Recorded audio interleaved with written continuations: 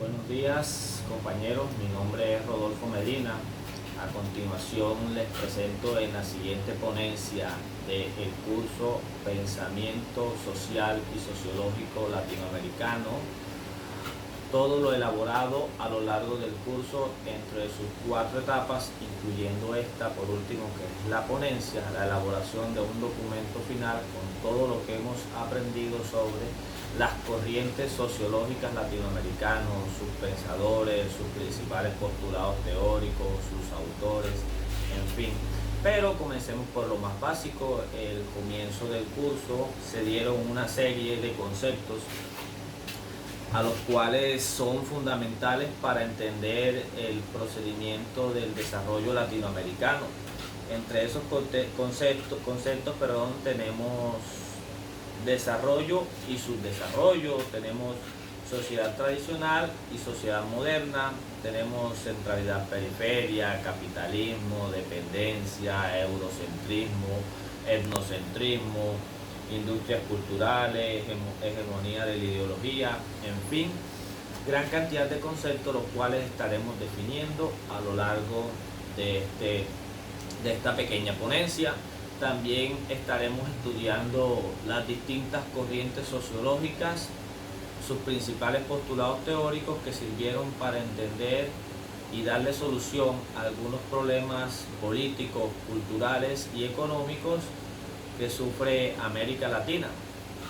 Para comenzar tenemos el término desarrollo y subdesarrollo. El término desarrollo, esta particularidad se observa más en los continentes europeos y Norteamérica. A ver, para nadie es un secreto que Europa y Norteamérica, como fueron los primeros continentes que tuvieron una civilización y empezaron su desarrollo, hoy alcanzan por decir un máximo, son el máximo referente en cuestiones de desarrollo, mientras que su opuesto, el subdesarrollo, abarca más en los países latinoamericanos, como por ejemplo todos los países de América y todos los países de Centroamérica, inclusive también continentes como África, pero el tema a tratar es Centroamérica y Sudamérica. Ahí encontramos que el subdesarrollo, estos países son subdesarrollados pues porque no alcanzan su nivel en infraestructura, en educación, en salud, en política, en fin, todo está a medio caminar, o sea, no hay un desarrollo total, no hay un punto de comparación con los países desarrollados como los europeos y Norteamérica. Luego pasamos a un tema muy importante que también hace relación al desarrollo y al subdesarrollo: periferia y centralidad. Para nadie es un secreto que los países centrales o los continentes más centrales son los que hoy están más desarrollados.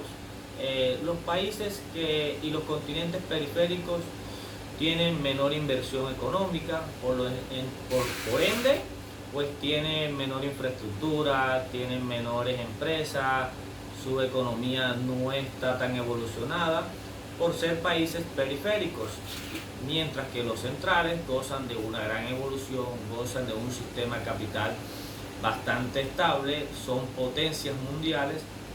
Entonces de ahí la importancia de tener en cuenta periferia y centralidad. Es como también analizamos eurocentrismo y etnocentrismo. ¿Qué es el eurocentrismo? El eurocentrismo es entender que todo gira en torno al continente europeo. Todo gira en torno a Europa, la cultura, la política, la educación, la economía, todo está girando en torno a Europa. Eso es etnocentrismo. Cabe aclarar que eso se ha venido, los países sudamericanos tratan de ir saliendo del eurocentrismo y pensar más en elaborar sus propios pensamientos políticos, su economía, hacerla un poco más dependiente de estos. Tenemos también el contexto urbano y rural. Tenemos que lo urbano es la zona que está poblada con edificaciones, con infraestructuras viales, con empresas, mientras que lo rural es todo lo opuesto. No hay cantidad de edificaciones, no hay vías, solo vías terciarias, y de allí se traen todos los materiales primarios para la elaboración de los productos que son consumidos por las masas en sociedades. Tenemos también como un tema muy importante que más adelante estaremos abordando como industrias culturales.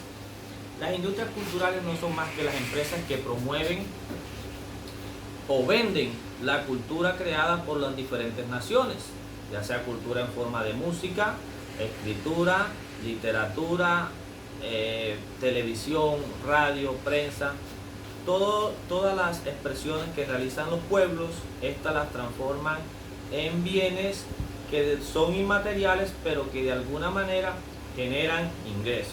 Más adelante estaremos sobre ese tema. Y por último, dictaduras y democracias. Hoy en día en Latinoamérica la democracia ocupa un porcentaje alto de los mandatos en Latinoamérica, pero todavía existen focos de dictaduras, incluso democracias que se han tratado de convertir en dictaduras. Dictadura no es más que un régimen político que lleva año tras año tras año ejerciendo su poder sin darle la opción al pueblo de cambiar sus costumbres o su línea política, su linaje político. Bueno, todos estos conceptos fueron trabajados y desarrollados y fundamentalmente en el desarrollo de la creación de las distintas corrientes sociológicas. Ahora vamos a hablar de las teorías de las corrientes sociológicas. ¿Por qué fueron creadas? A ver, el pensamiento sociológico, la sociología no es un término nuevo, no vamos a decir que la sociología es nueva, pero hay que pensar que en América Latina tenía problemas diferentes a Europa. Su contexto es diferente al continente europeo o al continente americano, a Norteamérica más exactamente.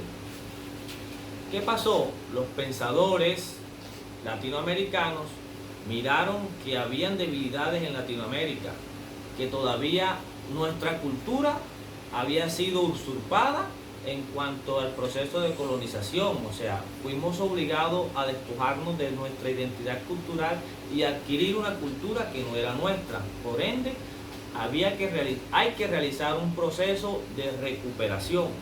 Para eso se crearon distintas corrientes. Encontramos también la parte económica, la parte política.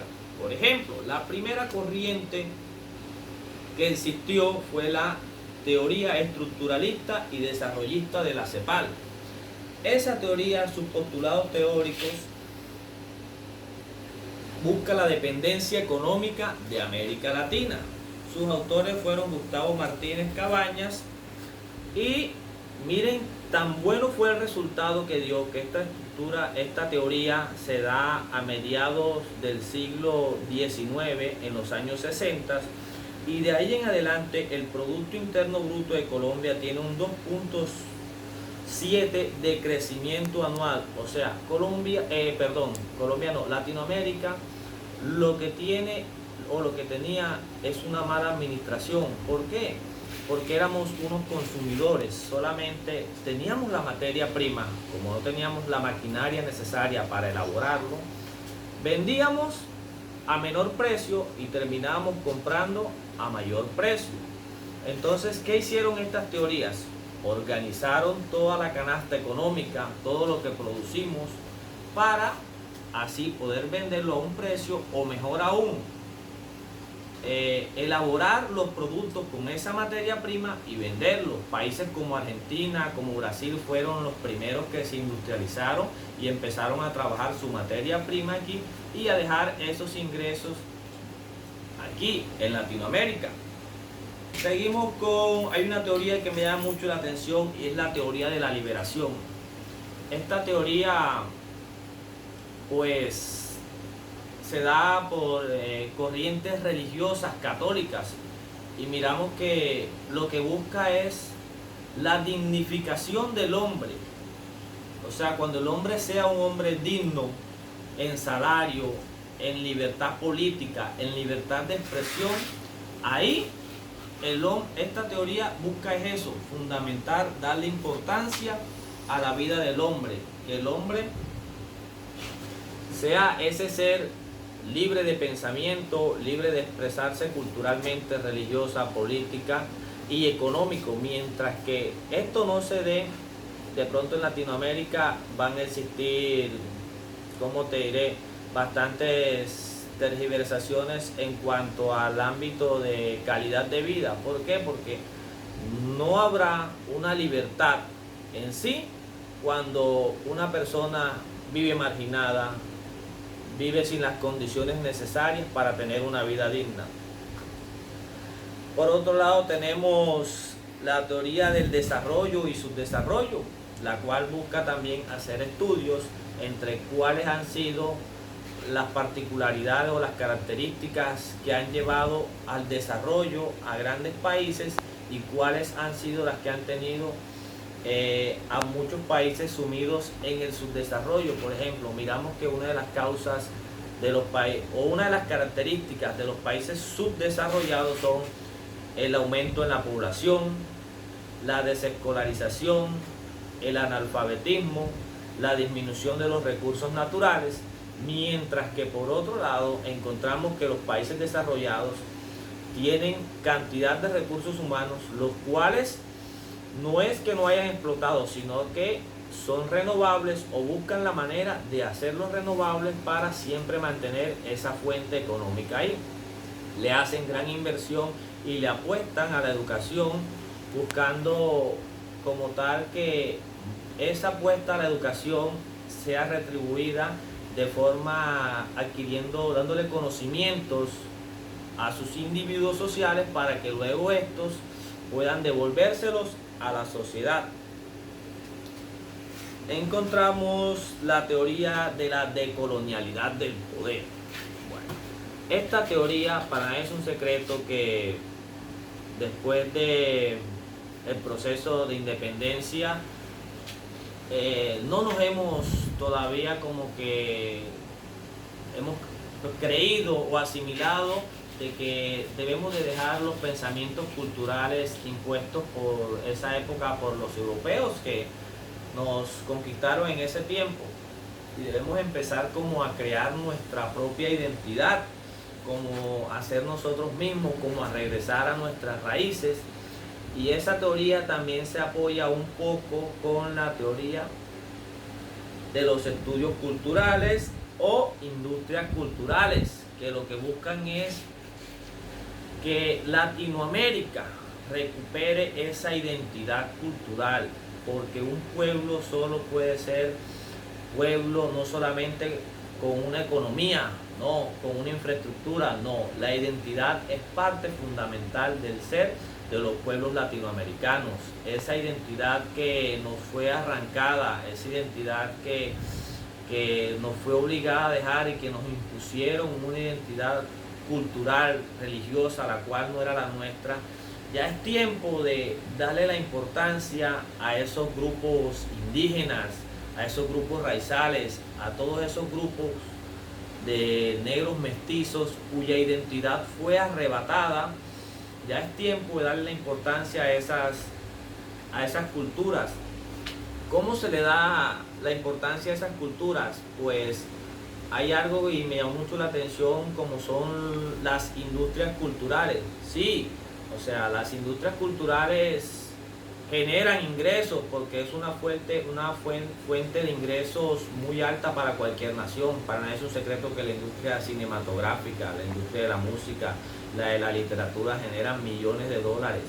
Pero la importancia principal no es los ingresos, la importancia principal es que el material que estas empresas promueven, por lo general siempre es la forma de expresarse de un pueblo. Cuando una persona hizo una canción o hizo una obra literaria, de seguro que al principio no estaba pensando en una fuente de ingresos, no, estaba pensando en mostrar algo, en expresar un descontento social. Muchas canciones nos muestran eso, en expresar el agradecimiento con Dios, por la naturaleza, por lo general. Las escrituras, las primeras escrituras, por lo menos tenemos a nuestro Nobel Gabriel García Márquez. Yo les aseguro que Gabriel García Márquez no estaba pensando en ingresos económicos cuando escribió 100 años de soledad. No, al contrario, solo estaba mostrando esa infancia, ese Macondo, ese departamento en Magdalena, todas esas anécdotas que allí se vivieron. Eso es lo fundamental.